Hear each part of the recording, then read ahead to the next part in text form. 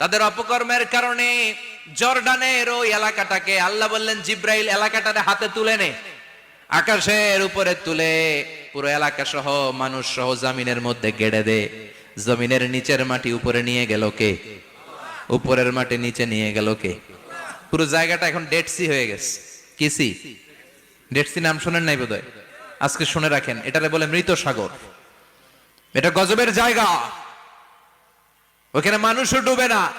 লবণের density, সল্টের density এত high, এই পানির মধ্যে এত গজব, এর মধ্যে কোনো মাছ জন্মায় না, চিংড়ি জন্মায় না, কাঁকড়া জন্মায় না, ব্যাং হয় না, শ্যাওলা হয় না, কিচ্ছু বাঁচে না। এটা গজবের জায়গা। চিল্লায় বলেন ঠিক কিনা? যে আল্লাহ জর্ডানের এলাকাটারে ধ্বংস করে দিল, ওই আল্লাহ আজও আছে না নাই? এই জন্য নিজ দিয়ে তিনি যেমনি আযাব দিতে পারেন, ভূমিকম্প দিতে পারেন, জলোচ্ছ্বাস দিতে পারেন, উপর থেকে তিনি শিলাবৃষ্টি দিতে পারেন কি পারেন না?